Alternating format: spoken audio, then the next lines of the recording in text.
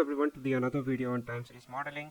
Now in this video we will be implementing ACF and PACF, which is autocorrelation function and partial autocorrelation function, which will give us insight into characteristics of time series at the level of each data point. Okay, so let's implement it. Okay, and we will see the graph what they are interpreting, and then based on that we'll take the insight and we'll understand how to make assumption out of it. Okay, so let's import all the libraries.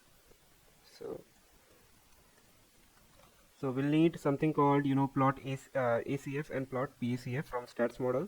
So let's do that.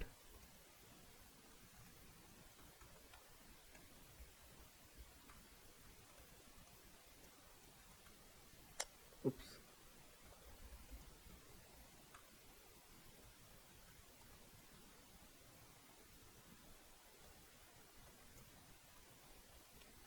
And let's import PACF and ACF. So from stats model dot graphics, okay, it should be as graphics, okay, dot TSA plots. Okay, then from here we will get plot ACF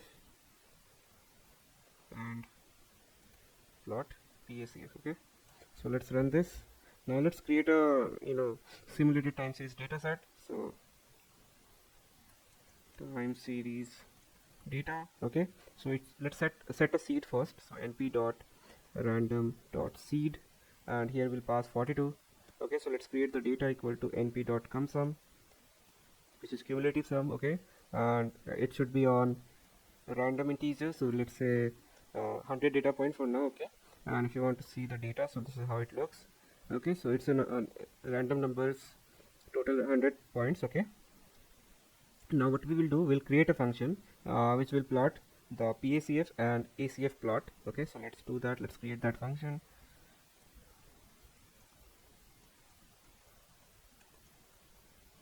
Okay, so def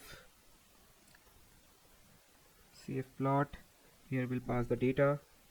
Okay, and plt dot figure first, and here we'll define the figure size.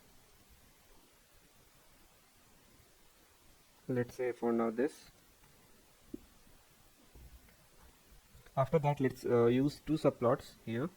So plt dot subplots, and it should be 211, and then another will be 212.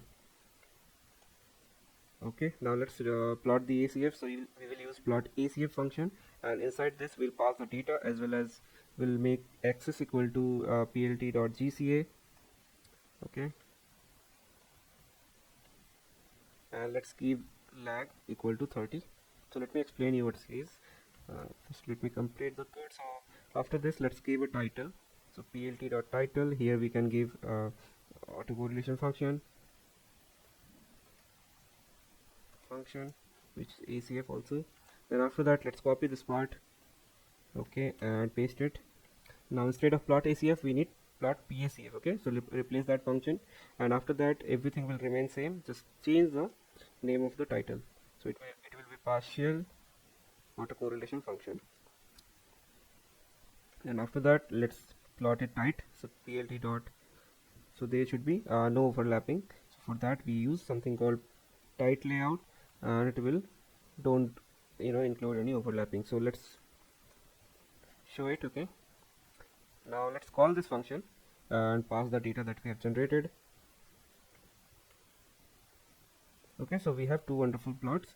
Now let me first explain the code, and then we'll get into the interpreting the results. Okay, so so in this line, what we are doing for ACF, basically it generates an ACF plot for the provided data using plot ACF function of from stats model library, and displaying the autocorrelation up to a lag of 30. Okay, same way in the PACF plot. So it generates a PACF plot for the provided data using plot PACF function from these library stats model, and showing partial autocorrelation up to lag 30.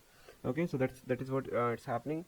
So to interpret the value, so in ACF it will show the correlation between the time series and its lag version. So it will help us identify pattern in the data, indicating whether the past value influences the future value or not. Similarly, in PACF, it highlights the direct influence on each lag on the current observation. So it controlling the influence of other lags. So it will help determine the optimal lag for a time series model. Okay, so to interpret what this graph is telling us, so like I told you, ACF measures the correlation between a series and its lag version. Okay, the first one and then the second version. Just imagine, and each point on the ACF plot represents the correlation between the series and its lag version at a different time interval.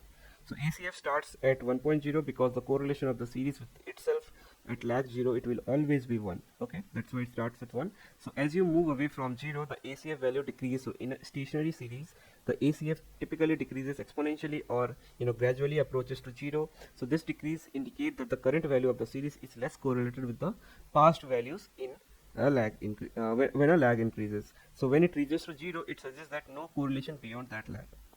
Now let's move to the PACF. So in PACF, it measures the correlation between a series and its lag values while removing the influence of immediate lags. So in other words, so it shows the direct relationship between the observation at different lags. So the first few points in PACF are often significant because they represent the direct influence of those lag on the current observation.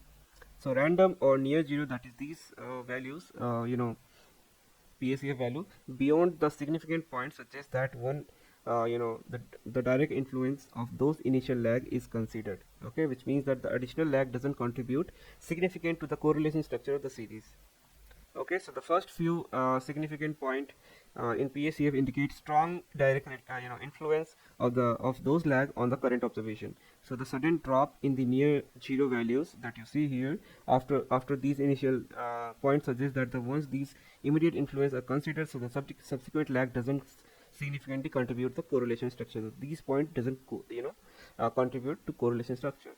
Whereas in ACF, like we just understand, the gradual decrease in ACF value from 1 to towards 0 indicates a weakening correlation as the lag increases. So this decline is typically in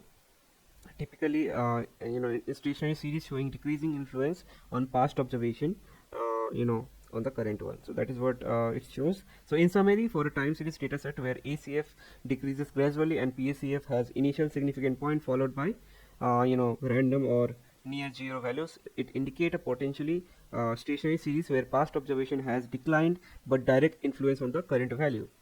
And the distant lag might not have significant impact once the immediate lag are accounted for. So that is what we see here. So this is how it helps us understand how they are related, how they are not related. This is what it is. So now guys, see you in the next video where we will be doing external factors. Okay, so we'll understand about what external factors they are, whether GDP data, personal disposable income, all this thing. Okay, so see you in the next video. Thank you for joining. Okay, bye.